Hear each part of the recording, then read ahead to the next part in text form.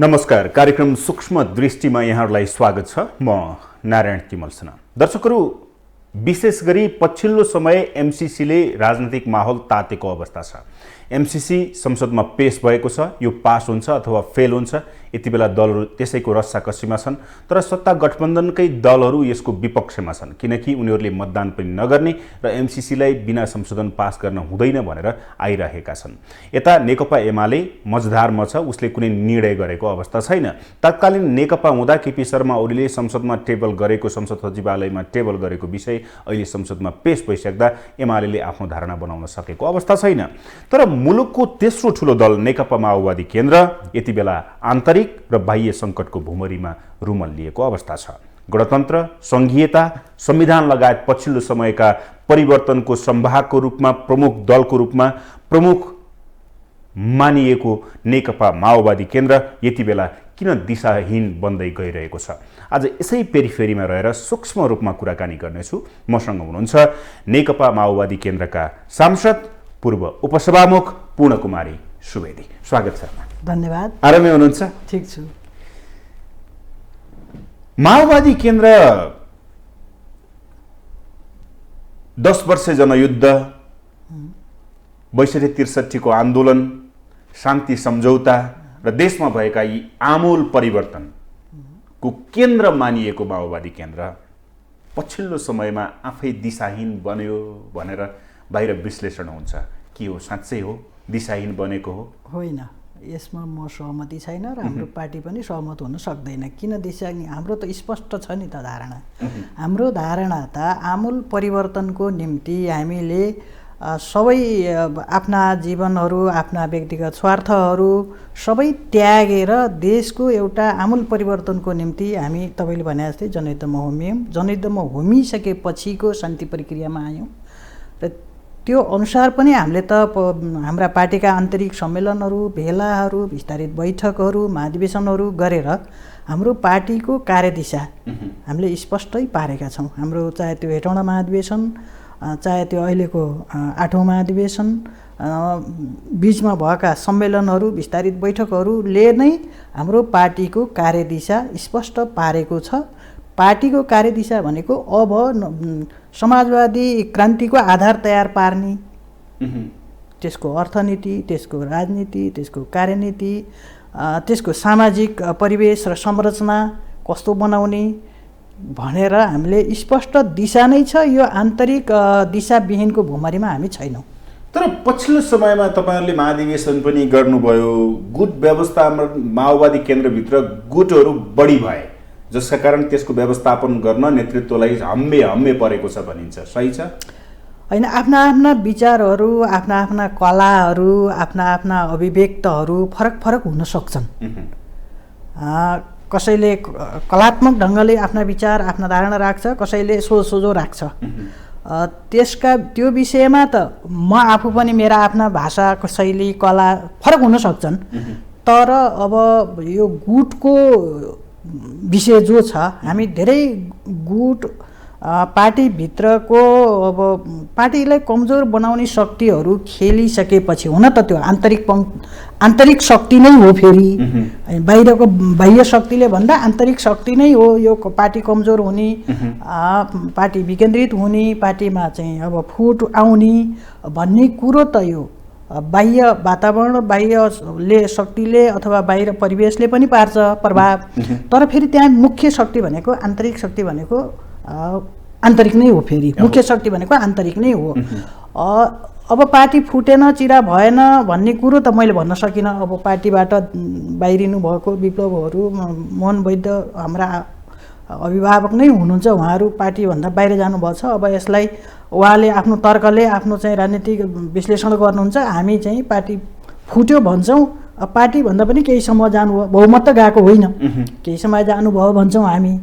अहिले पनि पार्टीभित्र तपाईँले सोचे जस्तो, तपाईँले बुझेर भने अनुसारको गुट भनेर चाहिँ त्यस्तो चाहिँ हाम्रो कुनै वैचारिक रूपमा, कुनै सैद्धान्तिक रूपमा, कुनै कार्यदिशाको विषयमा फरक मत, नोट अफ डिसेन्ट भन्ने छैन। यसो हुँदाखेरि के हुन्छ भन्दाखेरि पार्टीभित्र गुट होइन, संस्थागत गुट भन्ने कुरो छैन हाम्रो पार्टीमा।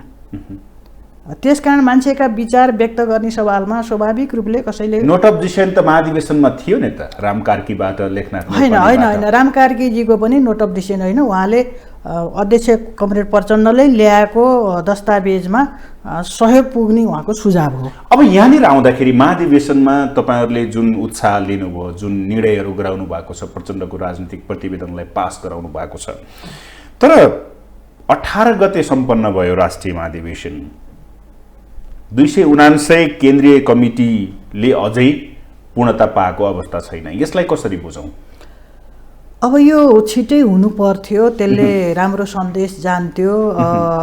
महाधिवेशनमा सहभागी प्रतिनिधिहरू, आम कार्यकर्ता, पार्टी सदस्य, जनताले पनि पार्टीले एउटा ठोस यत्रो महाधिवेशन गरिसकेपछि पनि पार्टीको संरचना चाहिँ महाधिवेशनबाटै आउँदा राम्रो हुन्थ्यो भन्ने सबैको शुभेच्छा थियो, सबैको चाहना हो। यो हाम्रो एउटा बाध्यता पनि भयो। अब पहिला हामी भनौँ न, यो तपाईँ पार्टीको एकता महाधिवेशन 48 को एकता महाधिवेशन 15 दिन चलेको हो माडीमा, त्यसमा म पनि सहभागी थिएँ प्रतिनिधि भएर।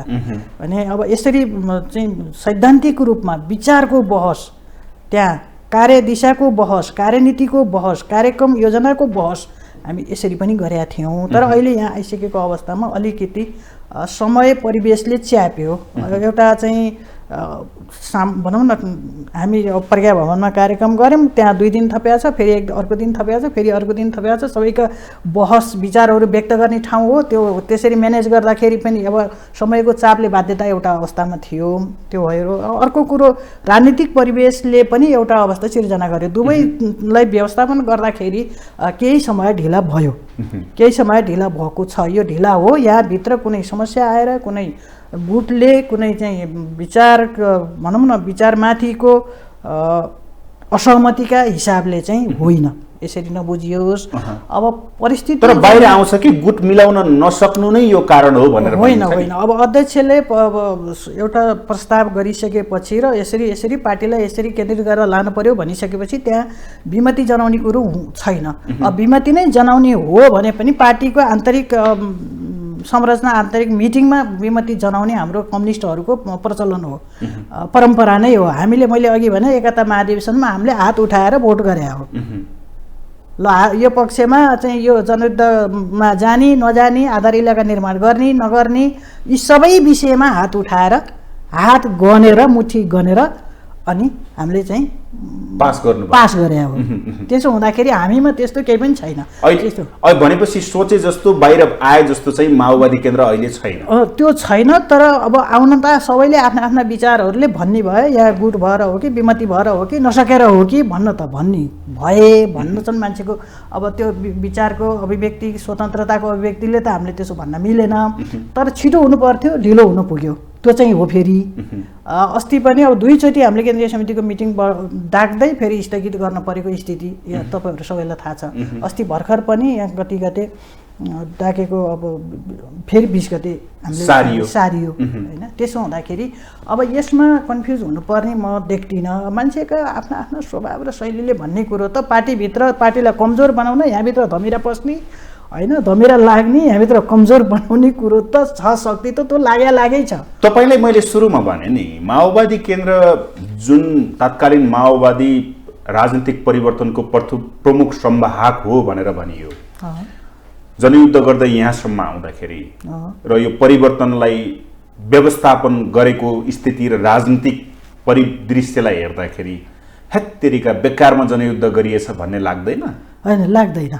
किनकि हामी आफ्नो स्वविवेकले, स्वविचारले, स्वतन्त्र रूपमा कसैले बल जफती त यहाँ आउनै पर्छ भनेर कसैलाई चाहिँ यो युद्धमा लगाएको होइन। युद्धमा चाहिँ अपिल चाहिँ गरे हो, ल आउनुहोस् परिवर्तनको निम्ति, राजतन्त्रको अन्त्य, गणतन्त्रको निम्ति, संविधान सभाबाट नेपाली जनताको आफ्नो स्वामित्व र अपनत्व सहितको संविधान लेख्नको निम्ति, नयाँ संविधानले नयाँ समाज निर्माण गर्नको निम्ति, आमूल परिवर्तनको निम्ति ल आउनुहोस् भनेर अपिल चाहिँ गर्यो। तर कसैलाई पनि बाध्यात्मक रूपले चाहिँ सहभागी गराएको थिएन। र म व्यक्तिगत रूपमा भन्दाखेरि म स्वविचारले, मेरो परिवार, मेरो श्रीमान सबैले मलाई सहयोग गरेर यहाँसम्म पुर्याएको हो। त्यसमा हुँदाखेरि अब यहाँ बाध्यात्मक रूपमा कसैलाई चाहिँ ल्याएको पनि होइन र सो विवेकले यो आन्दोलनमा आयौँ। यो आन्दोलनमा जति पनि आयौँ र जति पनि हामीले योगदान गऱ्यौँ सामाजिक रूपान्तरणको निम्ति, भनौँ न आमूल परिवर्तनको निम्ति जति पनि गऱ्यौँ, अब हामी खुसी नै छौँ। तर पनि हामीले सोचे जस्तो हुन सकेन भन्नेमा चाहिँ हामी छौँ फेरि। किन भन्दा हामीले सोचे त अब हामीले नयाँ संविधान अनुसार हामीले त्यो संविधानलाई कार्यान्वयन गर्दाखेरि त हाम्रो त राष्ट्रपतीय शासन प्रणाली भने हो। तपाईँहरूले भन्दाखेरि त त्यो हो होइन। राज्य गणतन्त्रमा जाने, केन्द्रीकृत शासन सत्तालाई विकेन्द्रीकरण गर्ने, गाउँघरमा जनताको घरमा चाहिँ सिंहदरबार लैजाने, अथवा उनीहरूको हरेक सुविधाहरू, चाहे विकास होस्, चाहे प्रशासन होस्, चाहे आर्थिक समृद्धि, चाहे चाहिँ सामाजिक समृद्धि, यी सबै विषयहरू राज्यबाट पछाडि पारिएका जाति जनजातिहरू, राज्यबाट पछाडि परेका भूगोलहरू, यी सबै चाहिँ विकासको निम्ति, सामाजिक होइन न्यायको निम्ति, शान्ति सुरक्षाको निम्ति, आर्थिक समृद्धिको निम्ति पनि हामीले संविधानमा त्यो लेखौँ र संविधानमा लेखिसकेपछि कानुन त फेरि हामीले व्यवहारमा हामी त्यो एउटा राज्यको पुनर्संरचनाको दिशामा हामी अगाडि बढ्ने भनेर हामीले त्यो स्पष्ट धारणा बनाएर अगाडि आउनु भएको थियो। त्यही धारणा अनुसार नै हामी त्यो मौलिक अभ्यास होइन, मौलिक अभ्यासमै छौँ नि त। हामी नेपालको माटो अनुसार हाम्रो मौलिकतामा हाम्रो संविधान कार्यान्वयन गर्न गइरहेका छौँ। हामीले सङ्घीयता भनेका छौँ, सङ्घ, स्थानीय सरकार, प्रदेश भनेर भनेका छौँ हामीले। त्यसो हुँदाखेरि हामीले सोचे जस्तो हाम्रा कतिपय संविधानलाई कार्यान्वयन गर्दाखेरि संविधानका अब अहिले यहाँ हामीले बहस गरिरहेका छौँ कि संविधानका अनुसूची, साझा अनुसूचीहरू, एकल अनुसूचीहरूले प्रदेश र स्थानीय तहमा अप्ठ्यारो पारेको छ, गाँठो परेको छ, फुकाइदिनु पर्यो भन्ने कुराहरू पनि आएका छन्। त्यसो हुँदाखेरि हामीले गर्न खोजेको त हामीले आमूल परिवर्तन, सत्ता परिवर्तन, आम जनताको अधिकारलाई सुनिश्चित गर्ने, त्यो खालको राज्य संरचना बनाउने भन्ने हो।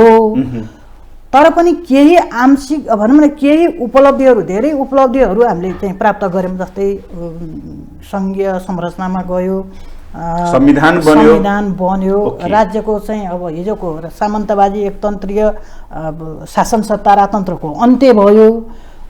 गाउँ गाउँमा हामीले चाहिँ एक खालको जनतालाई सबैले अधिकार, स्वामित्व र अपनत्व दिने अधिकार चाहिँ दिन खोज्यौँ।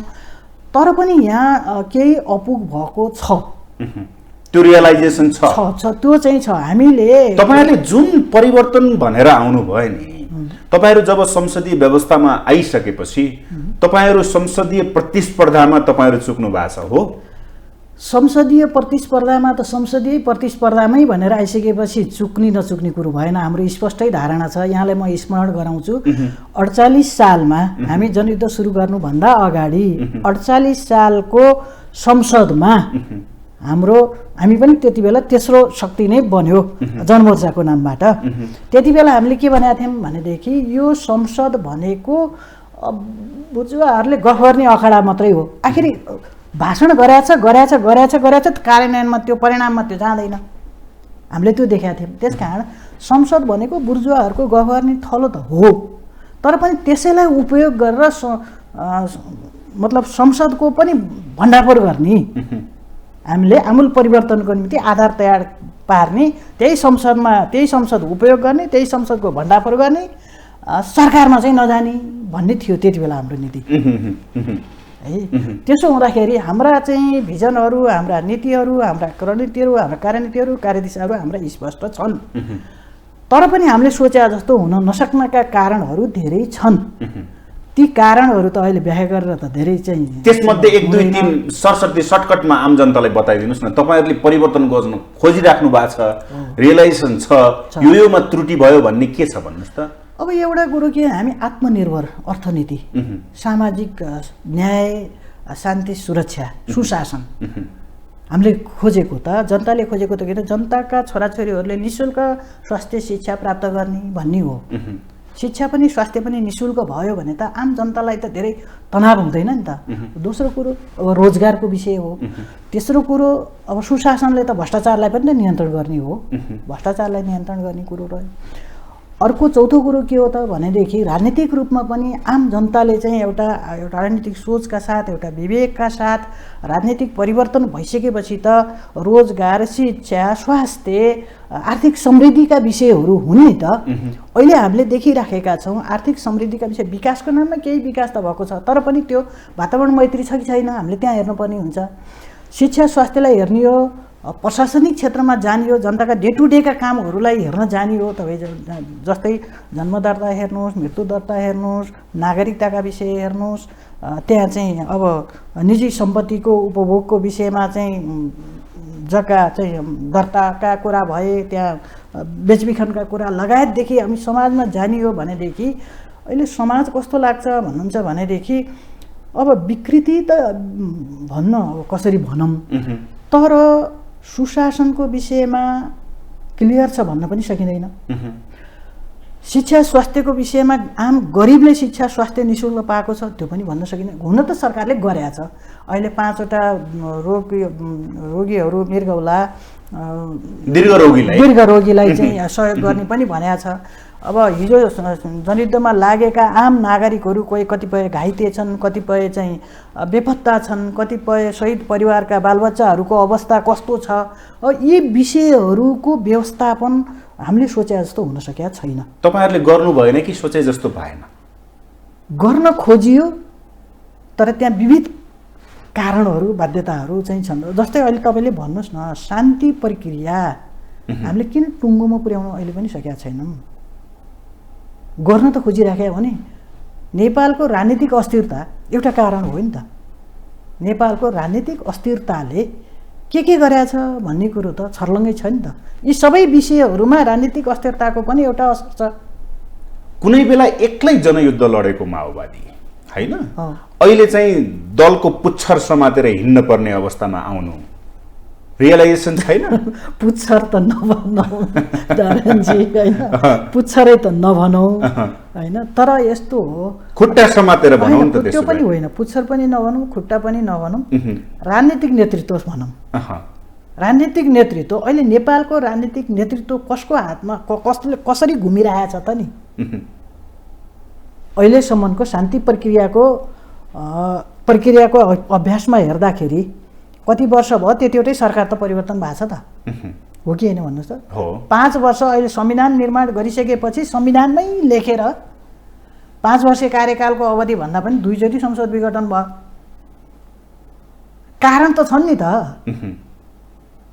बाह्य शक्ति जस्तै मान्नुहोस्, यहाँ तपाईँ हामीले लगाएका कपडा, तपाईँले लिएको कलम नेपालमा बनाए हो कि होइन, हामीले लगाएको कपडा यहाँ नेपालमा बनाए हो कि होइन, हामीले खाने चिज नेपालको उत्पादन छ कि छैन, यो पनि त हामीले हेर्नुपर्ने हुन्छ नि त।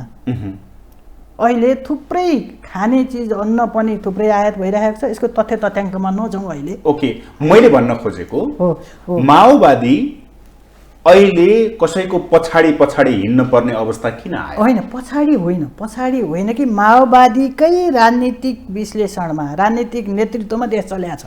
यसरी बुझौँ, 2 चोटि संसद विघटन भएर त्यो संविधानको रक्षा, लोकतन्त्रको रक्षा, जनताको आम नागरिकहरूको एउटा रक्षा, उनीहरूको त्याग तपस्या बलिदानको संरक्षण कसले गर्यो त भन्दा माओवादीले त गर्यो नि।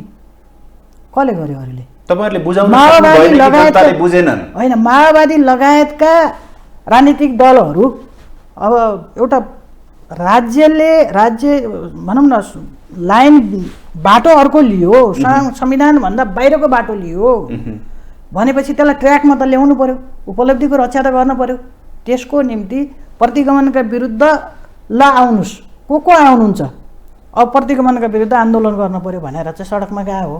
हामी जहिले सुकै पनि त हामी चाहिँ उपलब्धिको रक्षाको निम्ति नै हामी लागिराखेका छौँ। त्यसो हुँदा यो उपलब्धिको रक्षा गर्दाखेरि माओवादीले नेतृत्व गरेका छ, कहाँ कसको पुच्छर समात्ने र खुट्टा समात्ने गरेर।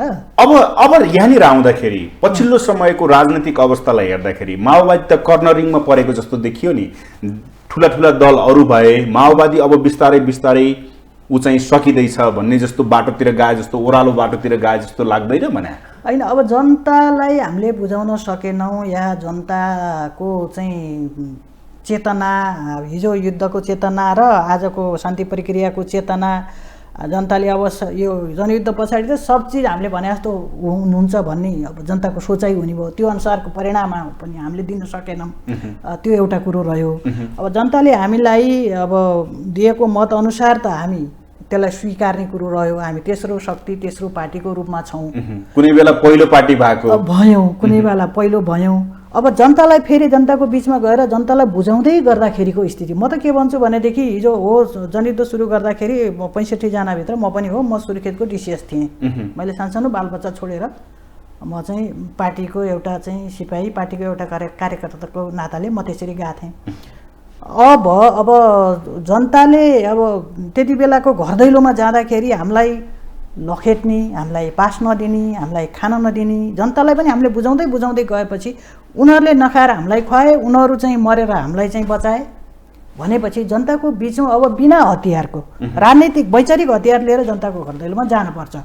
त्यसो भयो भनेदेखि अहिले पनि जनताले के सम्झाएका छन् कतिपय विषयमा, माओवादीले त हिजो जनयुद्धकालमा चाड रक्सी, जुवा तास, रन्डीबाजी, दोस्रो बिहा यी सबलाई चाहिँ नियन्त्रण गरेका थियो। कहाँ गयो माओवादी? अब सकिन लाग्यो माओवादी, यो के भयो भनेर अलिक कुना कुनाका जनता, यहाँनिर अलिक गाउँघरका जनता, कुना कुनाका जनता असन्तुष्टिको एउटा प्रश्न सोध्छु ल मैले चाहिँ, त्यसलाई अन्यथा नलिनु होला।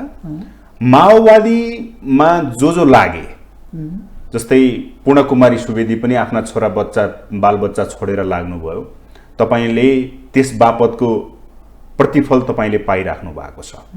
जो सामान्य रूपमा हतियार बोकेर हिँडे, सामान्य रूपमा कार्यकर्ता भएर हिँडे, उनीहरूले दुःख पनि पाए, उनीहरूलाई बिर्सँदै जानुभयो रे कि तपाईँहरू?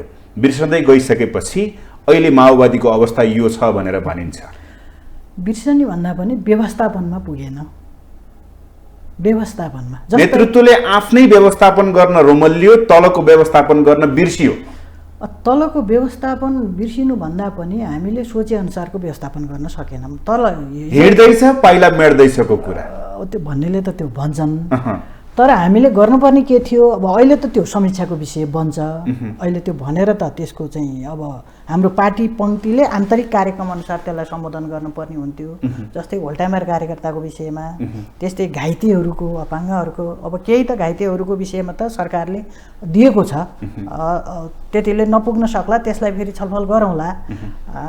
तर होल्टामेरहरूको व्यवस्थापनको विषय जो थियो र सेनाहरूलाई राख्ने विषय जो थियो, यो चाहिँ हाम्रो जनमुक्ति सेनाहरूलाई एक ठाउँमा अलिकति व्यवस्थापन गरेर राखिदिएको भए आज ती घाइतेहरू, ती सेनाहरू तितर बितर भएर अब अरूले चाहिँ परिचालन गर्न सक्ने थिएनन्।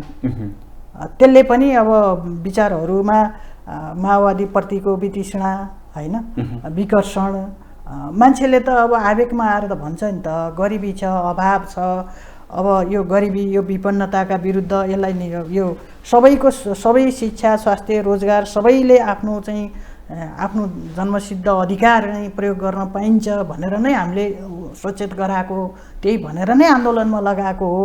तर अहिले कति चाहिँ दिन सक्यौँ, कति प्राप्त गर्न सके, त्यो त अहिले व्याख्या गर्न परिरहन जरुरी छैन। तर व्यवस्थापन गर्न पर्थ्यो, त्यो हुन सकेन। त्यो व्यवस्थापन हुन नसक्नुको कारण कि त हामीले शिक्षा, स्वास्थ्य, रोजगार यसलाई चाहिँ कोही पनि बेरोजगार नबसिकन कसैले पनि शिक्षा, स्वास्थ्य अब कति सकिन्छ? अब निःशुल्कै त भन्न सकिँदैन अहिले त। अब यो एउटा चाहिँ प्रजातान्त्रिक अब यो पुँजीवादी राज्य संरचना र अर्थ प्रणालीमा हामीले त्यो भन्न त सक्दैनौँ। या त समाजवाद त आएको त छैन, समाजवाद बुर्जुवाको कुरा निकाल्नुहुन्छ। नेताहरू बुर्जुवा राजनीतितर्फ लागे, तलकोलाई बिर्सिए, जसका कारण अहिले माओवादी प्रतिको वितृष्णा बढ्दै गइरहेको छ। तपाईँले भने अनुसार अब सबै सांसदै हुने, सबै नेतै हुने, सबैलाई चाहिँ राजनीतिक चाहिँ लाभका पदै चाहिने भनेर त यो त सम्भवको विषय त हुँदैन। तर व्यवस्थापन त हुनु पर्थ्यो। हो, त्यही त मैले भनेको थिएँ त, व्यवस्थापनमा हाम्रो पुगेन। हामीले सोचे अनुसार र आवश्यकता अनुसारको व्यवस्थापन भएन, हुन सकेन। गल्ती कसको? नेतृत्व तपाईहरुको सबैले लिनुपर्छ कि पर्दैन? त्यो पर्छ, त्यो त राज्यसँग पनि त जोडिया छ, सरकारसँग पनि त जोडिया छ। त्यो त संविधान, नीति, नियम, कानुन सबैसँग त जोडिया छ नि, व्यक्तिको मात्रै त हुँदैन। त्यसमा मेरो कति हुन्छ त्यो मैले पनि लिनुपर्छ कमजोरी। अब आसन्न निर्वाचन आउँदैछ, माओवादी केन्द्रको स्थिति त सहज छैन भन्छन् नि बाहिर त। सहज असहज त भोलिका परिणामले देखाउने हुन्छ। मैले अघि भने नि हामी हिजो हतियारबद्ध जनताको बिचमा गएका थियौँ। डराउन दिनुभयो जनतालाई? होइन होइन होइन, डराएको मैले अघि भने नि, डराएको भए हामीलाई चाहिँ आफूले नखाएर हामीलाई खुवाउँथे, आफू चाहिँ घाइते भएर आफू मरेर हामीलाई बचाउँथे। डराएको भए हो, सुरुमा डर पनि थियो होला, अथवा निरपेक्ष रूपमा कसैमा डर थिएन म भन्दिनँ, कसैमा डर पनि थियो। कसैले त हाम्रा चाहिँ डर धम्कीका कारण पनि जनता अलिकति होइन, डर धम्की त कसैले आफ्नो चाहिँ केही उसमा त दिए होलान्, तर चाहिँ डर धम्की चाहिँ दमन उत्पीडन त राज्यले गरे हो नि त। अनेक टोकको हत्यादेखि लिएर अनि त्यो सामूहिक हत्याहरू चाहिँ के राज्यले सरकारले त्यति बेला चाहिँ राम्रा काम गरे हो र? त्यो त होइन नि त। त्यसो हुँदा यो त निरपेक्ष रूपमा सामाजिक रूपमा यी त निरन्तर चलिरहने प्रक्रियाहरू हुन्छन्। अब होइन, डर धाक धम्की भनेर त मान्छे त अहिले त बोल्न सक्ने, आफ्नो विवेक प्रयोग गर्न सक्ने, आफ्नो चेतनालाई विकास गर्न सक्ने सबै भएको छ नि। को डर धाक धम्कीमा त कोही पनि लाग्दैन नि त मान्छे त अहिलेको परिवेशमा। तात्कालीन समयमा त थियो नि त। तात्कालीन 52 सालमा जब सुरुवात गर्नुभयो त्यति बेला त थियो नि त। त्यति बेला नि हामीले कुनै धाक धम्कीले कसैलाई चाहिँ आन्दोलनमा सहभागी गराएको होइन। अब मलाई बताइदिनुहोस्, पछिल्लो समयमा माओवादी द्वैत चरित्र देखाउँदैछ। विषय एमसीसी को के हो यो? सरकारमा पनि बस्ने द्वैत चरित्र भने के हो? दुईटा चरित्र, सडकमा पनि आन्दोलन गर्ने, सदनमा पनि आन्दोलन गर्ने, अनि त्यसपछि संसदमा चाहिँ एमसीसी पेश गराउने। यो के तरिका हो भन्छन् कि? होइन, यो भन्नेले त भन्छन्, तर पहिलो कुरो एमसीसी बारे के हो त्यो बुझ्नु पर्यो। दोस्रो कुरो, एमसीसी को विषयमा पहिला सुरुमै राजनीतिक विषयमा, कूटनीतिक विषयमा, आर्थिक विषयमा यो कस्तो हो, कसरी प्रवेश गराउने हो, कसरी चाहिँ लिने हो भन्ने विषयमा बृहत छलफल हुनु पर्थ्यो।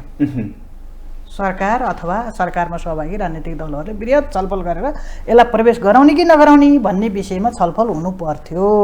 त्यो भएको देखिएन हो। दोस्रो के हो त भन्दा यो आर्थिक अनुदान भनिएको छ। अनुदान हो भनेदेखि तिमी गरिब छौ, त्यसकारण तिम्रो देशलाई यो शर्त अनुसार हामीले यो आर्थिक सहयोग गर्दैछौँ भन्ने हो नि त। त्यहाँ त शर्तहरू छ नि त। हाम्रो विचारलाई स्वीकार्न पर्यो, हाम्रो अर्थ प्रणालीलाई स्वीकार्न पर्यो, हाम्रो सामाजिक मूल्य मान्यतालाई स्वीकार्न पर्यो। त्यस्ता देशहरू छानेर यो शर्त तिमीहरूले मान्नुपर्छ अनि तिमीलाई चाहिँ यो आर्थिक सहयोग गर्छौँ। पहिलो कुरो त यो आर्थिक हो कि लगानी हो त्यो पनि स्पष्ट छैन। आर्थिक हो कि लगानी हो त्यो त स्पष्ट हुनु पनि। अनुदान सहयोग हो भनेदेखि शर्त गरेर दिनुपर्ने कुनै कारण छैन नि। थुप्रै देशहरूबाट थुप्रै आर्थिक सहयोग ल्याएको छ त, थुप्रै देशहरूले, नेपालले पनि लिएको छ। तर किन शर्त पहिलो नम्बरमा? दोस्रो, पहिलो सुरुवाती सम्झौतामा संसदबाट पास गर्नुपर्छ भन्ने लेखिएको थिएन अरे। हुन त हामीले त्यो त्यति धेरै चाहिँ चासो दिएर पढेनौँ पनि होइन। अलिअलि भनेको सुनेको भरमा अब हामीले चाहिँ धारणा बनाउँदाखेरि पहिलो सुरुवातीकरणको सम्झौतामा संसदमा लैजाने भन्ने थिएन। यो पछि किन थपियो यसको जवाफ पनि छैन। अर्को कुरो के हो त भनेदेखि अब नेपालले त्यो एमसीसी को बोर्ड, त्यो कार्यदल एमसीए उसले गरेका निर्णयहरूलाई मान्न पर्ने, त्योभन्दा विपरीत मत राख्न नपाइने, उसले नेपालले नियमन गर्न नपाउने, अनुगमन गर्न नपाउने, निर्देशन दिन नपाउने। जुन एमसीए को कार्यदलको बोर्डले जे निर्णय गर्छ त्यसलाई मान्नुपर्ने यस्ता शर्तहरू, अथवा त्यो अनन्तकाल 5 वर्षको समय पछाडि पनि अनन्तकालसम्म त्यो रहिरहने। अर्को कुरो, त्यहाँ चाहिँ काम गर्ने मजदुरहरू जो छ त्यो मजदुरहरूको अन्तर्राष्ट्रिय श्रम ऐन अनुसार हुँदैन अरे। को मजदुर ल्याउने हो, के ल्याउने हो, कस्तो ल्याउने हो, कसरी काम गर्ने हो त्यो कुनै स्पष्टता छैन। त्यहाँ उसले गल्ती गर्यो भने पनि कारबाही गर्न पाइँदैन। एक। अर्को कुरो चाहिँ त्यो बोर्डको सचिव अर्थ मन्त्रालयको सचिव को हुने भन्ने छ हो। अब उसलाई निकाल्ने अधिकार पनि त्यही एमसीसी को चाहिँ त्यो बोर्डको कार्यदलको अधिकारभित्र पर्छ अरे। भनेपछि यस्ता यस्ता शर्तहरू मानेर स्वीकारेर अनि त्यो आर्थिक अझै अनुदान भनिएको छ। यी शर्त किन? अनुदान हो भने त ल तिम्रो देशमा चाहिँ अब अविकसित देश छ, त्यस कारण तिम्रो देशलाई यति हामी सहयोग गर्छौँ, तिमीले कहाँ कहाँ लगाउने हो लगाऊ, कहाँ कहाँ चाहिँ के काम गर्न चाहिँ आवश्यक छ लगाऊ भनेर भन्नुपर्ने हो नि। यो त शर्त थोपारेर अनि खाए खा नखाए घिच। अब यहाँनिर आउँदाखेरि त्यसो भए तपाईँहरूले यो विषयमा स्पष्ट छैन के। अब स्पष्ट नहुँदै तपाईँहरूले संसदमा पेश गर्न दिनुभएको छ, गठबन्धनमा तपाईँहरू नै हुनुहुन्छ, यो के चरित्र हो भने? यस्तो हो नि त, यो त गठबन्धनमा हाम्रो राजनीति, हाम्रो पार्टी अहिले तेस्रो शक्ति, जनताले तेस्रो शक्ति बनाइदिएछन्, तेस्रो पार्टी बनाइदिएछन्। न हाम्रो बहुमतले यसलाई पास गर्न सक्ने छ, न हाम्रो बहुमतले फेल गर्न सक्ने छ। अवस्था त हामी त्यो अवस्थामा छौँ। सरकारले आफ्नो बिजनेसको रूपमा संसदमा चाहिँ अब लानु पर्यो, संसदले जे निर्णय गर्छ त्यो गर्न पाउनुपर्छ भनिसकेपछिको अवस्थामा तपाईँले देखिसक्नुभयो हाम्रो चाहिँ संसदीय दलको मिटिङले पहिलो कुरो त यो राष्ट्रिय एजेन्डा बन्यो, राष्ट्रिय एजेन्डा बन्यो यो। दोस्रो कुरो यो आम जनमतसम्म जोडियो, आम जनताको अभिमतसँग जोडिएको छ। किन होइन, जनतालाई तपाईँले अघि भन्नुभयो सडकमा जाने अधिकार त संविधानले मौलिक अधिकार दिएको छ नि, जो पनि सडकमा जान पाउँछ नि त। व्यक्तिगत स्वतन्त्रताको विषयमा कसैले ताल चलाउन पाउँछ? अहिले जनता गएन, कार्यकर्ता मात्रै गए भन्छन्। होइन नि, होइन। अब कार्यकर्ता त कोही जनवर्गीय सङ्गठनमा भएका जान सक्ने भए, त्यसमा जनता पनि त गएका छन् त। तपाईँले कुना कुनामा गएर हेर्नुहोस् त। तपाईँले मैले मेरो एउटा चाहिँ फोनमा एउटा सामान्य गाउँघरको महिलाले यसको विषयमा बोलेको विश्लेषण गरेको मैले त्यो रेकर्ड गरेर राखेको छु क्या। भने यो त आम जनतासँग जोडियो, जनताको अभिमत बन्यो, जनताको अभिमतलाई सम्मान गर्न पर्यो। राष्ट्रिय एजेन्डाको विषय बनिसकेपछि राष्ट्रिय सहमति गरिनु पर्यो। तेस्रो कुरो अर्को के हो भनेदेखि संसद त सुचारू हुनु पर्यो नि त। संसदमा बिजनेस लाने, संसदै चलेको 268 दिन हो के अरे संसद चलेको छैन। 268 दिन भइसक्यो। भनेपछि अब तपाईहरु 42वटा विधेयकहरू संसदमा छन् जो अत्यन्त जरुरीका विषयहरू छन्। जस्तै नागरिकता नपाएर विद्यार्थीहरूले पढ्न पाएको छैन, विदेश गएर पढ्न पाएको छैन, उसले चाहिँ कुनै बिजनेस व्यवसाय गर्न पाएको छैन, नागरिकताको विषय, निजामती ऐन, यस्तै 42वटा ऐन विधेयकहरू संसदमा छन्। हाम्रै समितिको पनि बिउ बिजन र राष्ट्रिय बिरुवा संरक्षण ऐन संसदमै छ, रोकिएर संसद चलेको अवस्था छैन र संसद नचलेपछि रोकिएको अवस्था छ। 42वटा विधेयकहरू संसदमा छन्। यी विधेयकहरू पास गर्नको निम्ति संसद चल्न पर्यो। संसद सुचारू नभएर प्रमुख प्रतिपक्षले संसदमा ओयल घेरेर नाराबाजी गरिराखेको अवस्थामा यो टेबल नगरौँ, हाम्रो भनाइ एक। दोस्रो के, यो भित्रका कतिपय विषयहरू, कतिपय बुँदाहरू असहमतिका विषय, मतलब राष्ट्रहित विपरीत छ। हाम्रो संविधान अब संविधान भन्दा अन्तर्राष्ट्रिय कानुनको कुरा हो, विपरीत छ। कतिपय विषयहरू त्यस्ता इस्युहरू छन्, ती चाहिँ हामी संशोधन हुनुपर्छ।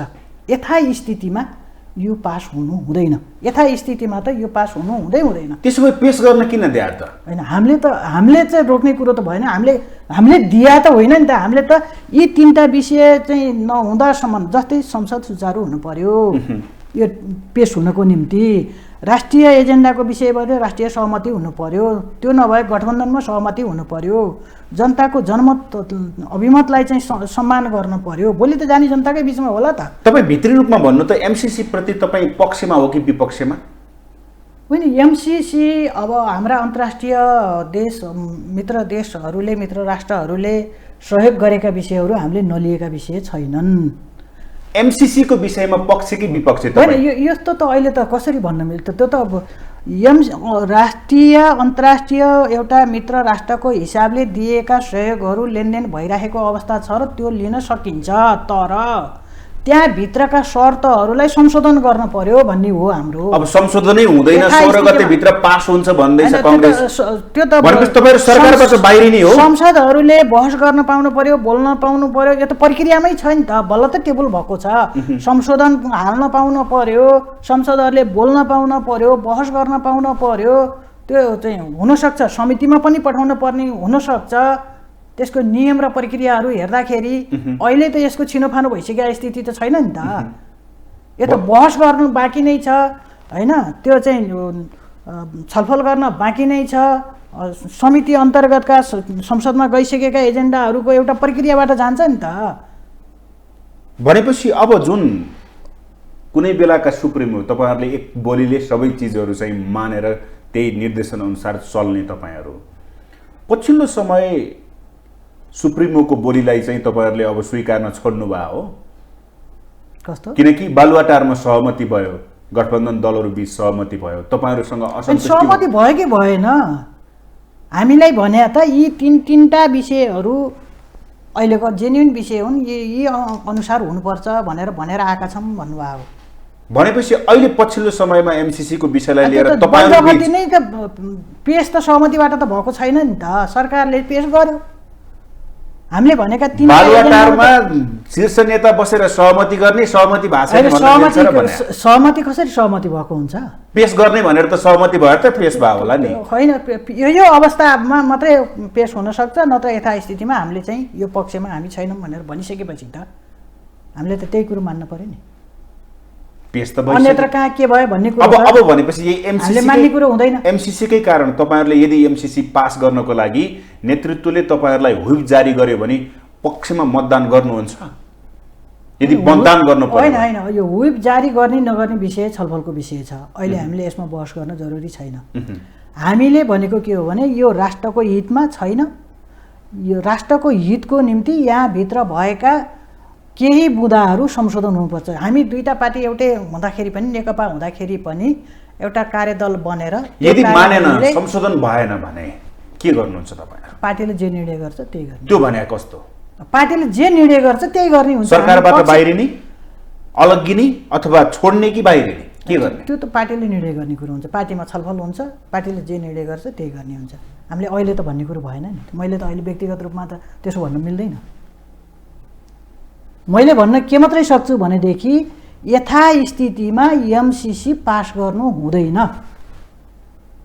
हुँदैन मात्रै भन्न सक्नुहुन्छ, हुन्न भन्न सक्नुहुन्न? हुँदैन, हामीले हुँदैन भन्नु हुन्नै भनेका छौँ नि त। यथास्थितिमा एमसीसी पास गर्नु हुँदैन, हुन्न। यो संशोधन हुनुपर्छ। प्रक्रिया के हुन्छ त्यसो भए? अबको तपाईँ त उपसभामुख पनि भएको मान्छे, अबको प्रक्रिया के हुन्छ बताइदिनुहोस् त अलिकति। अबको प्रक्रिया त संसदमा गयो, सांसदहरूले बहस गर्न पाउनु पर्यो, छलफल गर्न पाउनु पर्यो, बृहत बहस छलफल हुनु पर्यो। यसको अब आफ्नै प्रक्रिया हुन्छ। विगतका अब यो फेरि एउटा विषय तपाईँलाई मैले के स्पष्ट पार्न चाहन्छु भनेदेखि यो कुनै सरकारले ल्याएको होइन, यो एमसीसी र गठबन्धनलाई जोड्नु हुँदैन भनेर त मैले अघि भने होइन। गठबन्धन प्रतिगमनकारी भनौँ न, प्रतिगमनको बाटो लियो। जस्तै संविधान नै अब विपरीत काम गर्यो, संसद विघटन भयो, त्यसका विरुद्ध प्रतिगमनकारीका विरुद्ध सङ्घर्षबाट यो गठबन्धन बन्या हो। हामी संविधान रक्षाको निम्ति, हाम्रो चाहिँ आन्दोलनका उपलब्धिहरूको संरक्षणको रक्षाको निम्ति, गणतन्त्रको रक्षाको निम्ति, लोकतन्त्रको रक्षाको निम्ति बनेको गठबन्धन हो। एमसीसी यो कुनै एउटा देशले दिएको आर्थिक सहयोग भनौँ, यो एउटा विषय हो। सरकारले बिजनेसको रूपमा यो संसदमा ल्यायो, तर सरकारले यो कुनै विधेयकको रूपमा, सरकारले कुनै यो राष्ट्रिय भनौँ राजनीतिक आर्थिक बजेट भाषणहरू, उसका कार्यनीतिहरू, उसका चाहिँ सरकारका चाहिँ राजनीतिक आर्थिक चाहिँ बिजनेसहरू हुन्छ नि, त्यो जस्तो होइन। यो एमसीसीको बिजनेस सरकारको, जुन सरकारले ल्याएका कतिपय आर्थिक बिजनेस बजेट मतलब कार्यनीतिहरू अनि नीति तथा कार्यक्रमहरू ल्याएर जसरी सरकार फेल हुने अथवा पास हुने भन्ने छ नि एउटा नैतिक हिसाबले, त्यो तरिकाको एमसिसी होइन। अब यसको प्रक्रिया के हुन्छ भनेदेखि हिजो त हामीले विधेयकहरूलाई त संसदमा पेश हुन्थ्यो, अनि त्यसपछि चाहिँ संशोधन हाल्ने हुन्थ्यो, अनि त्यसपछि समितिमा जाने हुन्थ्यो, समितिमा छलफल हुन्थ्यो, समितिमा छलफल भइसकेपछि अनि फेरि संसदमा आएपछि अनि हुन्छ र हुन्न भन्ने विषयमा यो प्रक्रियामा जान्थ्यो।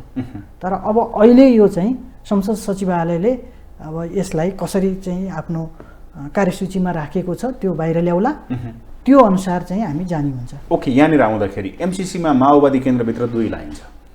एक लाइन एमसिसी पास गर्नै हुँदैन, संशोधन बिना पास गर्नै हुँदैन, नेतृत्व चुप्प लाएर बसेको अवस्था छ। तपाईँहरू माथि नारा लगाउनु भयो, नेतृत्व चुप्प लाएर बसेको अवस्था थियो, मास्क लगाएर मुख नदेखिने किसिमले बसेको अवस्था थियो। अब यसले गर्दाखेरि माओवादी कतै टुक्रिने त होइन, विभाजन हुने त होइन भन्ने कुराहरू पनि बाहिर आउन थाल्यो कि, किनकि 2 लाइन त देखियो। यदि एमसिसी पास भयो भने नारायण काजी श्रेष्ठ त्यही हुनुहुन्छ, देव गुरुङ त्यही हुनुहुन्छ, लीलामणि पोखरेल त्यही हुनुहुन्छ, जसले एमसिसीलाई पुरा रूपमा विरोध गरिराख्नु भएको छ। तपाईँहरूले यसलाई एमसिसीको विरोध त हामीले पनि गरेका छौँ नि, कहाँ उहाँहरूले मात्रै गर्ने? नेतृत्व त चुप हुनुहुन्छ त। नेतृत्वले पनि भन्नुभएको छ नि, अध्यक्षले पनि त भनिराख्नु भएको छ। हामीलाई यी 3टा विषय त संसदीय दलको बैठकमै आएर भन्नुभएको छ। होइन, एउटा परिदृश्य देखियो कि एमसिसी पेश हुँदै गर्दा तपाईँहरू पछाडि नाराबाजी गरिराख्नु भएको छ, नेतृत्व चुप्प लाएर बसिराखेको छ। अब तपाईँहरूले देख्नुभयो, हामी पनि अब हामीले नि अब भित्रको चाहिँ बाहिर आइगयो, हामीले पनि भन्नाले अब कतिपयले नारा लाउनु भयो, कतिपय चुप्प लाएर उभिनु भयो। नेतृत्व त बस्नुभयो, नेतृत्वहरूको चाहिँ अब नेतृत्व बस्नुभयो। अब यो परिवेश चाहिँ यो परिवेश भयो, अब तत्कालीन परिवेश भयो क्या। यो परिवेशले यो बाह्य शक्ति, बाह्य राजनीतिक, बाह्य परिवेशले पनि एउटा यो परिवेश बनायो। एक दोस्रो त्यो भित्रैबाट विभिन्न शर्त लादेर संविधानको चाहिँ कानुन, नेपालको चाहिँ सबै राष्ट्रको जनताको अभिमत विपरीत, अनि यो आइसकेपछि मनलाई त मान्दैन नि त। त्यसो हुँदाखेरि त्यो परिवेशमा तपाईँहरूले त्यो परिदृश्य देख्नुभयो हो। अब माओवादीभित्र 2टा विचार छन्, 3टा विचार छन्, त्यो होइन।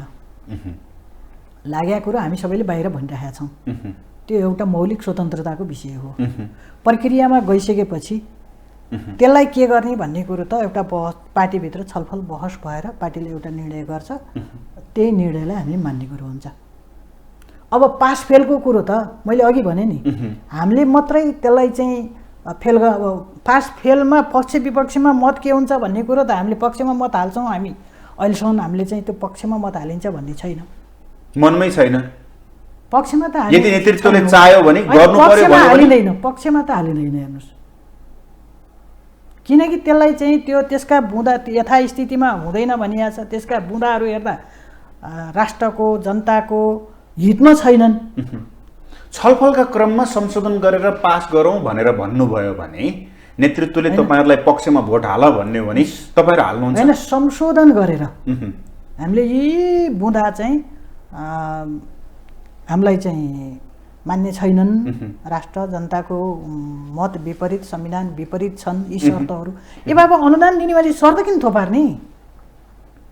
अनि अर्को कुरो चाहिँ आर्थिक रूपमा पनि हाम्रो ट्रान्समिसन लाइन जो भनेको छ नि 4 गुणा बढी महँगो पर्छ अरे। त्यो 4 गुणा बढी तलब भत्तामै बढी पैसा जान्छ अरे। अरेमा नजाउ न, काम गर्न दिउँ न। त्यहाँ लेखेको अनुसार भने नि, लेखेको अनुसार त अरे हुँदैन नि त।